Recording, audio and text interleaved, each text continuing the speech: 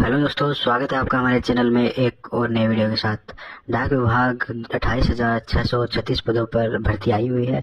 अगर आपने भी इस भर्ती में आवेदन किया है तो ये वीडियो आपके लिए बहुत इंपॉर्टेंट रहने वाली है। इस भर्ती को लेकर आपके मन में बहुत सारे सवाल होंगे, तो उन सभी का हमको जवाब देना है और डिपार्टमेंट के द्वारा कुछ अपडेट दिए गए हैं जिनकी जानकारी आपको हमारे इस वीडियो के माध्यम से मिलेगी। यहाँ आप देख रहे हैं SDV मेथड लागू हो चुका है, तो वो SDV मेथड क्या होता है उसके बारे में हम अभी आगे बात करेंगे।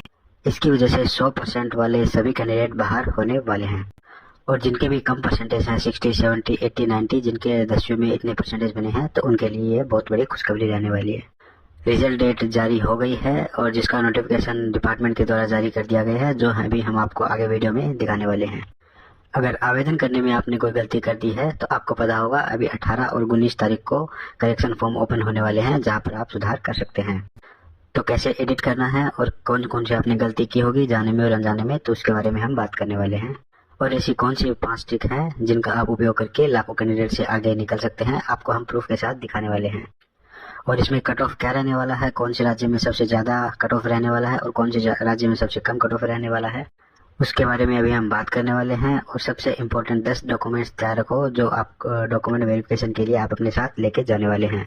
और इसके लिए आपको 15 दिन का टाइम मिलने वाला है और ये मैं आपको खुद से नहीं बताऊंगा।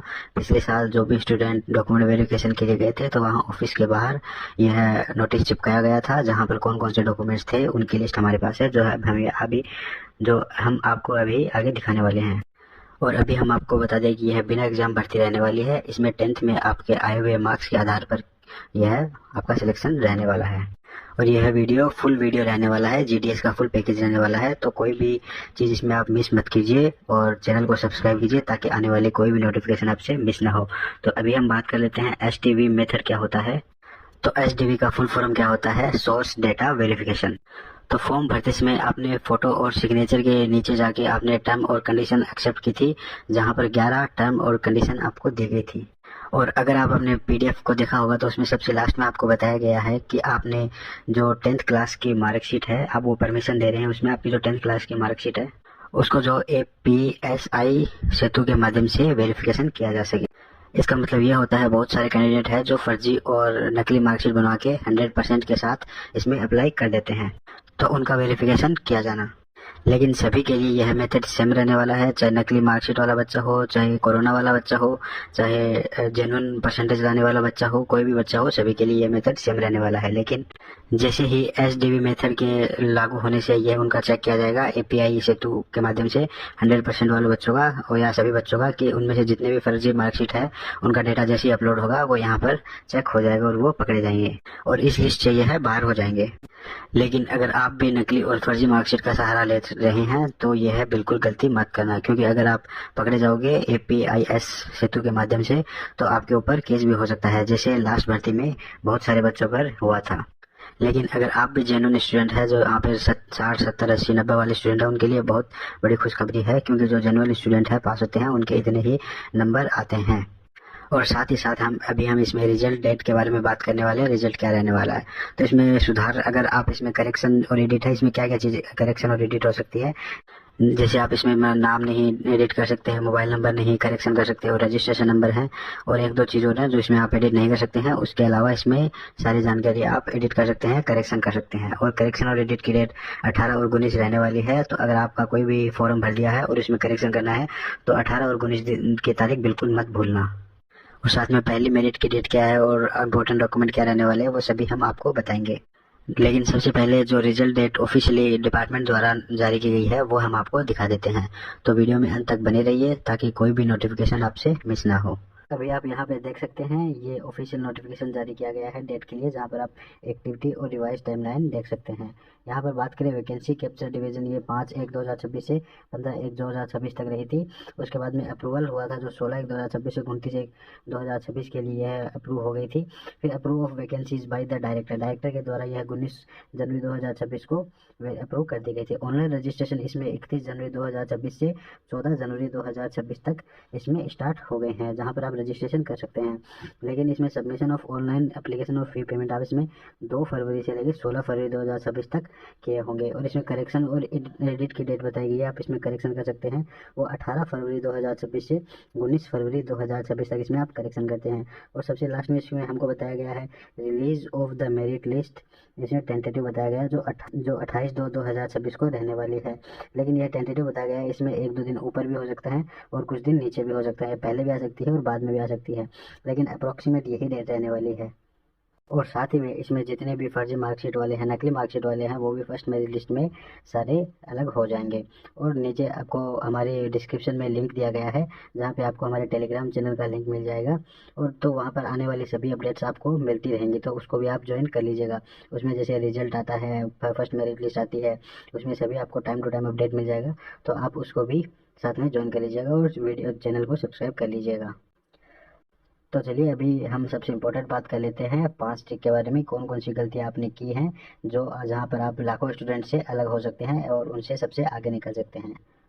और यह सेक्शन सबसे इम्पोर्टेंट सेक्शन रहने वाला है। इसमें 5 स्टेप्स में हम बात करेंगे जो सबसे इम्पोर्टेंट रहने वाले हैं, जो आपको बहुत सारे लाखों स्टूडेंट से आपको सबसे अलग करने वाले हैं। तो इसमें आपको ध्यान रखने वाली बातें हैं। सबसे पहले हम अगर बात करें कट ऑफ की, तो कट ऑफ क्या रहने वाली है। तो अगर आप यूआर से हैं, अगर आप यूआर और ईडब्ल्यूएस से हैं, तो अगर आपको 95 से लेके 100 तक आपके मार्क्स हैं, तो आपको अपने डॉक्यूमेंट्स तैयार कर लेने चाहिए, क्योंकि आपका नंबर आप सबसे पहले और आसानी से आ जाएगा। और अगर आप ओबीसी कैटेगरी से हैं, तो आपको 90 से लेके और 100 तक आपके अगर मार्क्स हैं, तो आपके अपने डॉक्यूमेंट वेरिफिकेशन के लिए डॉक्यूमेंट तैयार कर लेने चाहिए। अगर आप एससी हैं और एसटी कैटेगरी से आते हैं, तो 85 से अगर आपके ऊपर हैं 100 तक, तो आप अपने डॉक्यूमेंट्स तैयार कर लीजिए। लेकिन अगर आप पीएच कैटेगरी से आते हैं, तो आपके 33% से लेके अगर आप 100% तक हैं, तो आप अपने डॉक्यूमेंट्स तैयार रखिए, ताकि डॉक्यूमेंट वेरिफिकेशन के लिए आपके कोई भी डॉक्यूमेंट मिस ना हो। तो सबसे ज़्यादा जो कट ऑफ है वो हरियाणा स्टेट में रहने वाली है, क्योंकि बहुत सारे पिछले 3-4 पोस्ट से 3-4 एग्जाम से हम देखते आ रहे हैं कि सबसे ज़्यादा उसी में ही सबसे ज़्यादा कट ऑफ रहती है। और सबसे कम कट ऑफ रहती है जो नॉर्थ ईस्ट से रहती है, सर्कल से रहती है, लेकिन आपको उसमें अपनी लैंग्वेज का ध्यान सबसे ज़्यादा रखना होगा। ठीक है, तो अभी हम बात कर लेते हैं अभी 5 पॉइंट्स के बारे में। तो सबसे पहले हम यह देख लेते हैं कि अगर आपने आवेदन करने में कोई गलती करी है, तो सुधार करते टाइम आपको सबसे इम्पोर्टेंट किन किन बातों का ध्यान रखना चाहिए। तो आपके हमारे सामने ये सबसे 5 पॉइंट निकल के आते हैं, जिन बातों का आपको सबसे ज़्यादा ध्यान रखना है। सबसे ज़्यादा वैकेंसी वाला सर्कल आपको सेलेक्ट करना है, मतलब सबसे ज़्यादा जहाँ पर वैकेंसी होती है वो सर्कल सेलेक्ट करना है। लेकिन उसके लिए आपको वहाँ की लोकल लैंग्वेज का ज्ञान होना चाहिए, उसके बाद ही आप उसके लिए अप्लाई कर सकते हैं। सबसे ज़्यादा वैकेंसी वाला डिवीज़न आपको सेलेक्ट करना है। करेक्शन के लिए आपको 18 और 19 तारीख का टाइम दिया जाएगा, जहां पर आप करेक्शन, सुधार और एडिट सब कुछ कर सकते हैं। तो वो सबसे इम्पोर्टेंट है, आपको सबसे ध्यान में रखनी है। उसके बाद में बात करते हैं सबसे लो लेवल की पोस्ट सबसे पहले चुनें। अगर आपके 10वीं में 60, 70, 80%, 90% है, तो सबसे पहले आपको बीपीएम की पोस्ट की तरफ नहीं जाना है। सबसे पहले आपको डाक सेवक की पोस्ट को सेलेक्ट करना है, उसके बाद में एबीपीएम की पोस्ट सेलेक्ट करना है, उसके बाद में बीपीएम की पोस्ट पर जाना है, ताकि सबसे पहले डाक सेवक की जितनी पोस्ट हैं उनके लिए आपका नंबर सबसे पहले आ जाए। तो अभी हम बात कर लेते हैं 4th पॉइंट की, अपनी कैटेगरी के बाद दूसरी कैटेगरी से भी आवेदन जरूर करें। तो बहुत सारे स्टूडेंट ये गलती करते हैं कि इसमें अपनी ही कैटेगरी चूज कर लेते हैं और दूसरी कैटेगरी कोई भी चूज नहीं करते हैं। और इसमें जितने भी लिस्ट हैं, जितने भी डिवीजन में जितने भी सेलेक्ट नंबर आते हैं, तो आप उनको सबको सेलेक्ट करना है। तो सबसे पहले अगर आप जैसे यूआर है, तो आपको यूआर सेलेक्ट करना है। और अगर आप ईडब्ल्यूएस है, तो आप सबसे पहले अपनी कैटेगरी ईडब्ल्यूएस सेलेक्ट करने के बाद में अपनी जो यूआर कैटेगरी है उसको भी चूज करना है, सेलेक्ट करना है। और अगर आप ओबीसी से है, तो सबसे पहले ओबीसी सेलेक्ट करें, उसके बाद में ईडब्ल्यूएस, उसके बाद में यूआर। अगर आप एससी एसटी से आते हैं, तो सबसे पहले एससी एसटी सेलेक्ट करें, उसके बाद में ओबीसी, उसके बाद में ईडब्ल्यूएस, उसके बाद में यूआर। अगर आप पीएच से आते हैं, तो सबसे पहले पीएच, उसके बाद में एससी एसटी, ओबीसी, फिर ईडब्ल्यूएस, फिर यूआर। ऐसे सभी कैटेगरी के लिए आपको अप्लाई करना है, किसी भी कैटेगरी को आपको छोड़ना नहीं है। अभी जैसे बात करते हैं, सभी पोस्टों पर पोस्ट प्रेफरेंस देना जरूरी है।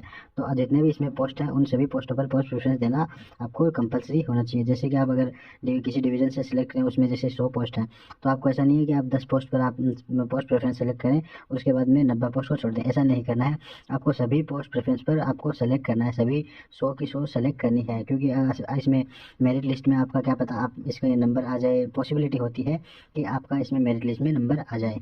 तो ये कुछ ट्रिक है जिनको आप चेक कर लीजिए, अपना स्क्रीनशॉट ले लीजिए या फिर वीडियो रिवाइज कर लीजिए, ताकि आपके कोई भी प्रॉब्लम ना हो करेक्शन एडिट करने में, या अगर आपने अभी तक फॉर्म नहीं भरा है तो फॉर्म भरने में आपको कोई भी प्रॉब्लम ना हो। और इन पॉइंट्स को सिर्फ सुनने भर से हमारा काम नहीं चलेगा, इन पॉइंट्स के लिए अप्लाई करना भी ज़रूरी है। तो इन पॉइंट्स को आपको सबसे ज़्यादा ध्यान में रखना होगा। तो अभी हम बात कर लेते हैं डॉक्यूमेंट वेरिफिकेशन की, कि आपको कौन कौन से डॉक्यूमेंट तैयार करके रखने चाहिए। तो ये डॉक्यूमेंट वेरिफिकेशन है और ये नोटिस है जो आप अगर डॉक्यूमेंट वेरिफिकेशन के लिए जाओगे तो वहाँ पर आपको जीडीएस ऑफिस के बाहर आपको ये डॉक्यूमेंट वेरिफिकेशन का नोटिस मिलेगा। और ये पॉइंट सबसे इम्पोर्टेंट होता है डॉक्यूमेंट वेरिफिकेशन का। जैसे आपने सबसे पहले अप्लाई भी कर लिया, वो भी प्रोसेस आपने पूरी कर लिया, अगर आपने करेक्शन भी कर लिया, कोई गलती की है तो अगर आपने करेक्शन किया है तो वो भी प्रोसेस आपने सबसे अच्छी की है। और इस बार आपको ये सबसे ज़रूरी बात ध्यान रखने की बात है कि 18 और 19 तारीख को करेक्शन आप फॉर्म कर सकते हैं, एडिट कर सकते हैं, सुधार कर सकते हैं। तो अभी हम बात कर लेते हैं, अगर आपका नाम आ जाता है मेरिट लिस्ट में पहली, दूसरी, तीसरी या किसी भी मेरिट लिस्ट में आपका नाम आ जाता है तो, और ये मेरिट लिस्ट की बात करें तो ये जुलाई तक आने की संभावना है। तो अगर आप ये 10 या 20 दिन के गैप से आएँ तो इसमें टोटल 8 से 10 से मेरिट लिस्ट आ सकती हैं। तो आप चेक करते रहिए, हमारे टेलीग्राम ग्रुप को ज्वाइन कीजिए ताकि कोई भी मेरिट लिस्ट आती है तो वो आपसे मिस ना हो। तो अभी जैसे हम बात करते हैं डॉक्यूमेंट वेरिफिकेशन की, डॉक्यूमेंट वेरिफिकेशन के लिए निर्देश। तो यहाँ पर लिखा गया है सभी कैंडिडेट्स निम्नलिखित दस्तावेज ओरिजिनल उसकी 2-2 फोटोकॉपी लेकर ही अंदर प्रवेश करें। यानी अगर आप जब भी डॉक्यूमेंट वेरिफिकेशन के लिए जाओगे तो सबसे पहले आपको ओरिजिनल डॉक्यूमेंट और उसके साथ में 2-2 फोटोकॉपी उस डॉक्यूमेंट के आपको सबसे साथ में रखने होगी, और सभी फोटोकॉपी सेल्फ अटेस्टेड होनी चाहिए। और जितनी भी आप कॉपी ले 2-2 फोटोकॉपी लेके जाओगे सभी डॉक्यूमेंट के साथ, वो ओरिजिनल डॉक्यूमेंट के साथ सेल्फ अटेस्टेड होनी चाहिए। फॉर्म भरते समय जो सिग्नेचर किए थे वैसे ही सिग्नेचर सभी फोटोकॉपी पर भरे। ये निर्देश दिए गए हैं कि जो भी अगर आपने फॉर्म भरते समय जो भी सिग्नेचर किए हैं वो सभी सेम सिग्नेचर आप फोटोकॉपी के ऊपर किए होने चाहिए, वो सिग्नेचर चेंज नहीं होने चाहिए। तो अभी हम बात कर लेते हैं कौन कौन से डॉक्यूमेंट चाहिए। सबसे पहले इसमें आधार कार्ड जो ओरिजिनल होना चाहिए, और उसके साथ में 2 सेल्फ अटेस्टेड कॉपी होनी चाहिए जिनके ऊपर सिग्नेचर आपने फॉर्म भरते टाइम किया था वैसे सेम होने चाहिए। उसके बाद में 10वीं की मेरिट का सर्टिफिकेट होना चाहिए और ओरिजिनल और सेल्फ अटेस्टेड कॉपी होनी चाहिए। उसके बाद में पैन कार्ड होना चाहिए जो ओरिजिनल भी साथ में होना चाहिए और 2 सेल्फ अटेस्टेड फोटो कॉपी होनी चाहिए। और सबसे इंपॉर्टेंट इसमें मेडिकल सर्टिफिकेट होगा, जो मेडिकल सर्टिफिकेट भी आपको इसमें साथ में रखना है, जो 2 फोटो कॉपी अटेस्टेड रखनी है और ओरिजिनल भी साथ में रखना होगा। और कास्ट सर्टिफिकेट की बात करें, कास्ट सर्टिफिकेट भी इसमें होना चाहिए ओरिजिनल और 2 सेल्फ अटेस्टेड होना चाहिए। कास्ट सर्टिफिकेट एससी कैटेगरी के लिए, एसटी कैटेगरी के लिए और ओबीसी कैटेगरी के लिए यह कंपलसरी साथ में होना ही चाहिए। और उसके बाद में हम बात करें जैसे मोबाइल फ़ोन ओटीपी के लिए, मोबाइल नंबर वही होना चाहिए जो फॉर्म भरते समय आपने दिया था। मतलब फॉर्म भरते समय आपने जो भी मोबाइल नंबर दिया था वो मोबाइल फ़ोन नंबर आपके पास होना चाहिए, ताकि डॉक्यूमेंट वेरिफिकेशन करते समय उसमें जो ओटीपी आएगा वो उस टाइम वो ओटीपी वेरीफाई हो जाए। इसमें ये 7 पॉइंट जो इसमें पेन से लिखा गया है, result list copy is also required. मतलब जिस भी लिस्ट में आपका नाम आया है उस रिजल्ट की, उस लिस्ट की फ़ोटोकॉपी आपके पास कंपलसरी होनी ही चाहिए। उसमें नीचे नोट दिया गया है, उपरोक्त सभी दस्तावेज पूर्ण करने के बाद ही अंदर प्रवेश करें ताकि अनावश्यक विलंब ना हो। मतलब आपके पास ये सभी डॉक्यूमेंट ओरिजिनल और फोटोकॉपी के साथ सभी डॉक्यूमेंट होने के बाद ही आप डॉक्यूमेंट वेरिफिकेशन के लिए जाए, ताकि ना तो आपका टाइम खराब हो ना ही उनका टाइम खराब हो।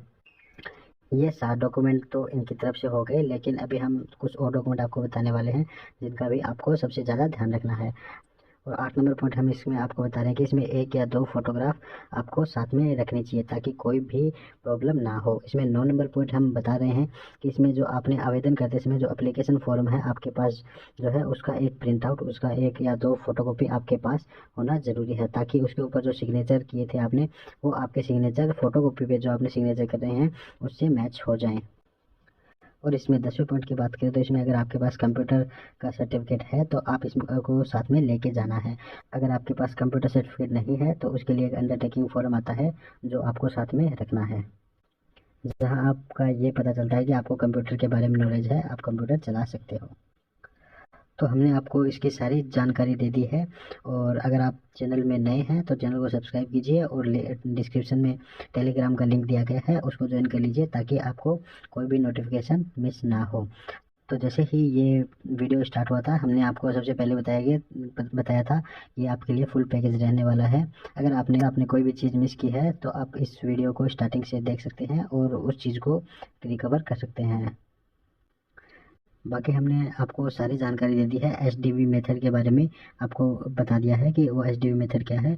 और जितने भी जो स्टूडेंट हैं जो नकली मार्कशीट के साथ 100% के साथ हैं, उनका जैसे पहले मेरिट लिस्ट में का नाम वेरिफिकेशन होके हट जाएगा, उसके बाद में सेकंड मेरिट लिस्ट से है जो ओरिजिनल डॉक्यूमेंट वाले हैं उनका नाम आना स्टार्ट हो जाएगा। तो बाद में हमने बात की थी रिजल्ट डेट के बारे में। रिजल्ट डेट 28 फरवरी टेंटेटिव रहने वाली है, तो उसके से ही रिजल्ट आने का संभावना है। उसके बाद में हमने बात की थी सुधार की, करेक्शन की, एडिट की, जो आपकी अभी डेट रहने वाली है 18 और 19 तारीख, तो आप उसके बिल्कुल भी मिस ना करें। अब हमने फर्स्ट मेरिट लिस्ट की बात की है और हमने डॉक्यूमेंट लिस्ट की भी बात की है कि इसमें जो जो डॉक्यूमेंट है वो आपको तैयार रखने हैं ताकि कोई भी प्रॉब्लम ना हो। और सबसे पहले और इसमें हमने साथ में ही 5 इंपॉर्टेंट टिप्स की बात की है जिनको आपको सबसे ज़्यादा ध्यान रखना है करेक्शन और एडिट करते टाइम, अगर आपने फॉर्म भर लिया है तो, ताकि आपको कोई भी गलती मिस ना हो। अगर आपने वीडियो को पूरा ध्यान से अच्छे से देखा है तो वीडियो में बने रहने के लिए धन्यवाद। और चैनल को लाइक करें, शेयर करें, सब्सक्राइब करें और आने वाली कोई भी नोटिफिकेशन आपसे मिस ना हो उसके लिए बेल आइकन को दबाएं। धन्यवाद।